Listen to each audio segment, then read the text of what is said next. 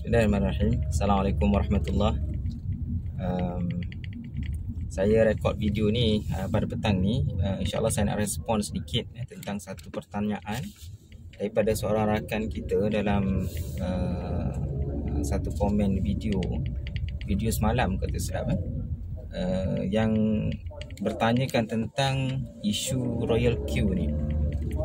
Okey, saya rasa itu adalah satu benda yang sangat bagus bila kita diperkenalkan dengan satu instrumen ataupun satu benda khususnya yang melibatkan pelaburan kita kena lebih berhati-hati kita kena berhati-hati dan kita kena betul-betul siasat dan betul-betul tahu tentang apa yang kita nak subscribe. Jangan kita terus terpengaruh dengan apa yang disebut oleh sesiapa saja, termasuk saya sendiri. So penting untuk kita siasat, penting untuk kita selidik betul-betul, fahami betul-betul apa yang ada di sebalik perkara tersebut sebelum kita subscribe. Baik, isu yang dibangkitkan oleh rakan kita itu adalah melibatkan isu Royal Q, iaitu robot trading kita kita punya platform ataupun app kita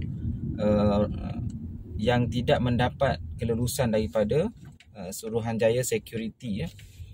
Baik, betul kita tak nafikan bahawa app tersebut tidak mendapat kelulusan daripada Suruhanjaya Security Malaysia ataupun SC lah.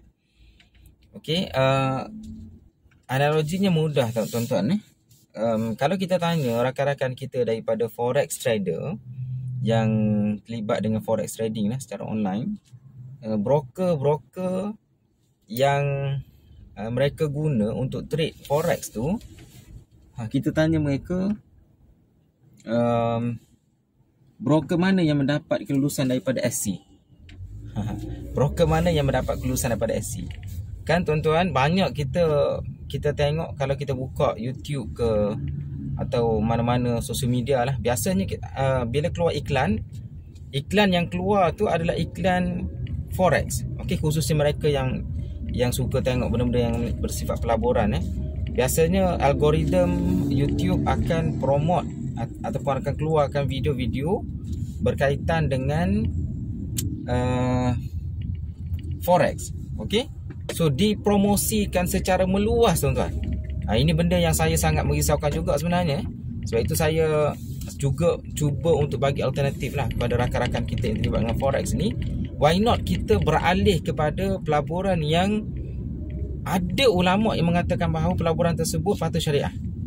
Walaupun ada juga ulama-ulama lain yang berbeza pandangan yang mengatakan bahawa kripto juga adalah hukumnya haram. Kita tak nafikan dan saya pun dah bahas panjang lebar. Kita dah compile fatwa-fatwa sama ada daripada dalam dan juga luar negara yang berbicara tentang hukum cryptocurrency. Tetapi di sana terdapat khilaf maksudnya ada ulama yang mengharuskan, ada ulama yang mengharamkan. Okey, sekurang-kurangnya ada jalan keluar di situ berbanding dengan kita trade forex yang mana ulama-ulama yang mahir dalam kewangan Islam dalam dan juga luar negara secara umumnya mengharamkan. Setakat ini kita tak jumpa lagi kita pun minta juga daripada rakan kita forex trader untuk bagi reference ataupun bagi mana-mana rujukan yang mengatakan bahawa ada dalam dunia ni mereka yang berautoriti untuk mengeluarkan fatwa berkaitan dengan kewangan berkaitan dengan kewangan Islam yang mengharuskan forex. Tapi setakat ni memang tak ada lah. Okay? So kita boleh buat konklusi, kita boleh buat rumusan bahawa forex trading ni adalah haram hukumnya.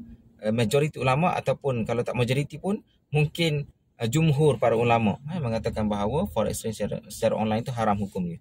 Tetapi berbalik kepada tajuk kita berkaitan dengan cryptocurrency. Cryptocurrency ini ada ulama khususnya mereka yang bersifat contemporary ataupun yang bersifat lebih terbuka pandangannya, ada yang mengharuskan forex pula ada yang mengharuskan cryptocurrency trading cryptocurrency Okey, so di situ ada jalan keluar. Baik, balik kepada tajuk berkenaan dengan Royal Q tadi.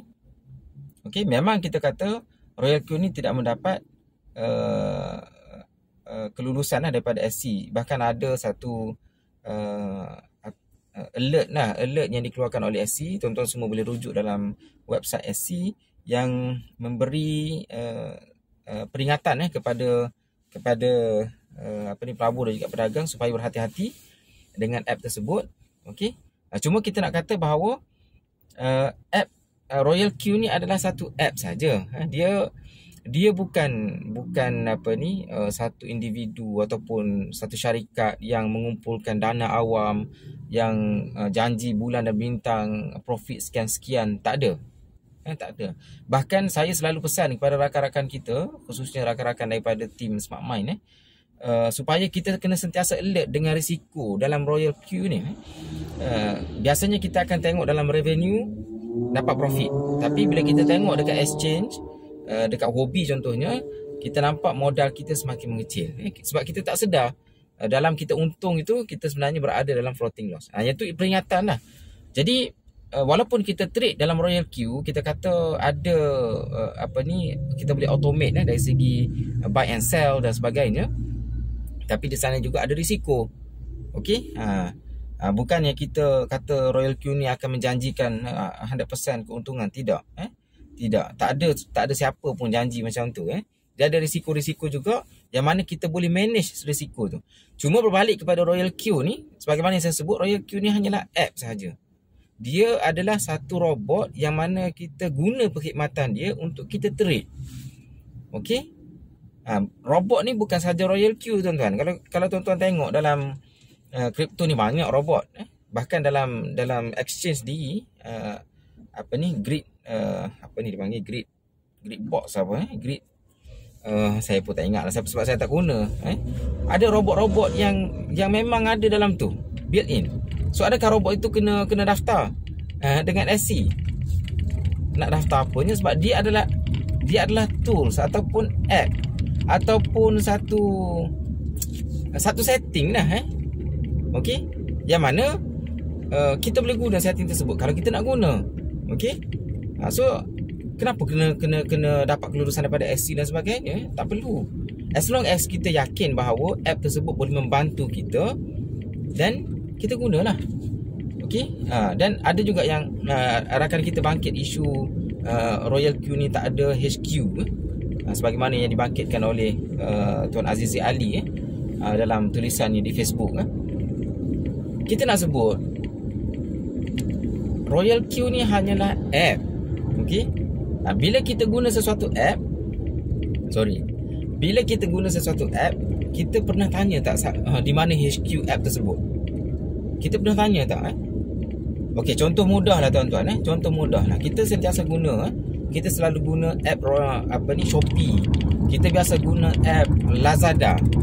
Okey, kita secara peribadi masing-masing tanya diri sendiri, kita pernah tanya tak di mana HQ Shopee, di mana HQ Lazada? Bolehlah tanya dan kita boleh selidik pun. Kalau kita tahu pun di mana tempat Shopee itu beroperasi, di mana Lazada, so kita nak buat apa? Adakah kita nak pergi nak buat spot check sama ada orang ataupun tidak dekat HQ dia, ataupun kita nak check sama ada betul-betul wujud ataupun tidak HQ tu, ataupun kita nak pergi buat lawatan sambil belajar dan sebagainya. So apa purpose kita tahu lokasi HQ? Mungkinlah kita nak tahu ada someone yang berada di belakang ni supaya dia boleh responsible if anything happen. Tuan-tuan, saya nak sebut dalam komuniti Royal Q ni, bukan kita saja tuan-tuan, ada beribu-ribu orang, beribu-ribu orang, berpuluh-puluh ribu orang yang dah menggunakan Royal Q ni seluruh dunia. Okey, seluruh dunia, bukan Malaysia saja. Okey, dan setakat yang saya terlibat ni lama dah. Setakat ini tak ada orang pun yang komplain apa-apa sahaja tentang Royal Q ni.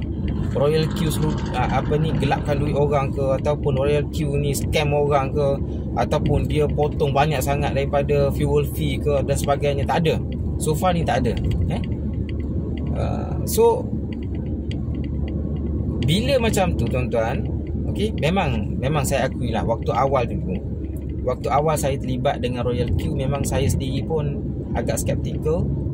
Dan antara benda yang saya question adalah benda ni lah, berkaitan dengan siapa di sebalik Royal Q. Walaupun Royal Q ni dia daftar sebagaimana disebut oleh Prof Nik Rahim dalam dalam bicara tentang menjawab tentang tulisan Azizi Ali. Dia didaftar di California kalau tak silap saya. Jadi dia bersyarikat berdaftar. Tetapi kita tak tahulah siapa tim di sebaliknya, dan kita tak perlu tahu pun. Okey, waktu awal-awal dulu memang saya search lah tuan-tuan. Saya search di mana HQ dia, siapa di sebalik dia, supaya kita macam saya sebut tadi lah, bila kita nak invest, bila kita nak terlibat dengan mana-mana instrumen pelaburan, kita kena siasat betul-betul. Dan itu apa yang saya buat pada awalnya. Okey, tapi di samping itu saya guna juga Royal Q dan saya belajar. Okey, saya belajar dengan detail, saya cuba faham. Okey, dan lama kelamaan semakin jelas bahawa dia hanyalah app saja. Okey, kita boleh guna untuk bantu kita, untuk kita tolong kita dalam urusan trade, buy and sell dan sebagainya. Jadi tak ada isu lah berkaitan dengan perkara ni. Okey, dia hanyalah app yang mana boleh membantu kita dalam trading. Kalau kita tak suka, dan okey, tak ada masalah, tak payah guna. Okey, tapi kalau kita rasa benda tu bermanfaat, boleh bantu kita dalam trade, dan kita boleh guna app tersebut. Itu sahaja. So tuan-tuan, sesiapa yang mungkin nak belajar, saya tak suruh tuan-tuan subscribe terus. Sesiapa yang nak belajar ataupun nak join perkara ni, tak perlu bayar kepada saya pun. Tak perlu. Don't need to pay me anything. Cuma saya offer lah, khususnya kepada rakan-rakan kita daripada forex trader, forex trading, yang selama ini terperangkap dalam forex dan susah nak keluar disebabkan tak ada mungkin source of income, yang tak ada, yang susah untuk mencari ganti punca pendapatan dan sebagainya. Saya sarankan kepada tuan-tuan supaya explore potensi Royal Q ni. Besar potensinya tuan-tuan, masih lagi di peringkat awal lagi. So ini adalah antara alternatif yang boleh dipertimbangkan lah oleh rakan-rakan kita daripada forex trading. Sekiranya tuan-tuan nak belajar ataupun nak tahu lebih lanjut, join Telegram saya, crypto@smartmind. Okey, dalam ruangan description di bawah saya dah masukkan. Okey, kalau nak test dulu boleh follow saja 5 step sebagaimana yang saya sebutkan. Follow saja 5 step tersebut. Okey. Dan yang penting tuan-tuan, bila tuan-tuan sampai ke step yang keempat, pastikan tuan-tuan PM saya dulu sebelum tuan-tuan mula trade, supaya sebab saya ada benda yang nak kena instruct, supaya tuan-tuan tak tersalah setting. Okey, saya kira itu saja sebab saya pun nak beli nasi ni. Kita jumpa lagi lain kali insya-Allah. Terima kasih tuan-tuan. Assalamualaikum warahmatullahi wabarakatuh. Jumpa lagi.